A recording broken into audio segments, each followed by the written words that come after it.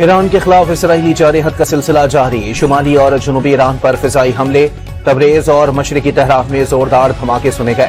ایرانی میڈیا کی تصدیق، اصفہان جوہری پلانٹ پر 9 روز میں دوسرا حملہ کیا گیا، بندر عباس میں ڈرونز اور ہتھیاروں کا ڈیپو بھی نشانہ۔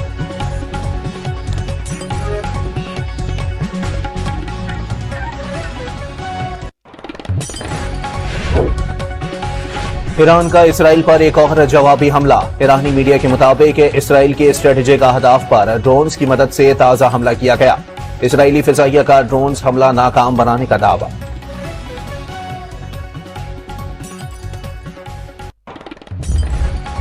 امریکہ نے ایران پر ممکنہ حملوں کے لیے بنکر بسٹر طیارے بحر الکاہل میں گواب اڈے پر منتقل کر دیے۔ طیارے گارشیا روانہ ہو سکتے ہیں، جہاں سے ایران پر حملہ کیا جا سکتا ہے، مغربی میڈیا کے تبصرے۔ اسرائیل کا ٹرمپ کے 2 ہفتوں کی مہلت سے پہلے ہی فردو پلانٹ کو نشانہ بنانے کا ارادہ، امریکی حکام کو فون کر کے عزائم بتا دیے۔ امریکہ جنگ میں شامل ہوا تو دنیا کے لیے خطرناک ہوگا، ایرانی وزیر خارجہ عباس عراقچی کی قطری وزیر اعظم سے بات چیت۔ قطری وزیر اعظم نے ایران پر اسرائیلی حملے عالمی قوانین کی خلاف ورزی قرار دے دیے۔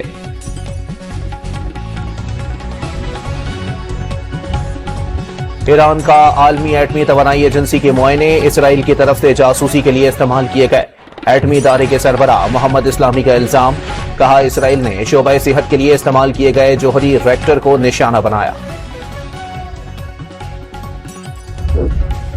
ترکیہ کے صدر اردوان نے اسرائیلی وزیر اعظم کو ہٹلر کا نام دے دیا، ایران پر حملہ عالمی قوانین کی دھجیاں اڑانے کے مترادف قرار، معاملے کا سفارتی ذرائع سے حل نکالا جائے، طیب اردوان کا OIC اجلاس سے خطاب۔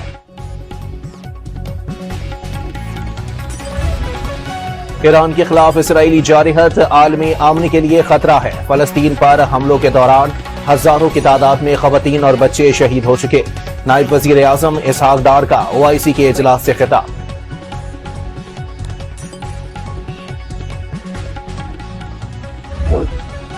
ایران کے پاس ایٹم بم بنانے کا سامان موجود، لیکن تہران بم نہیں بنا رہا، بین الاقوامی جوہری توانائی ایجنسی کے سربراہ نے مذاکرات سے جوہری تنازع کے حل کی امید ظاہر کر دی۔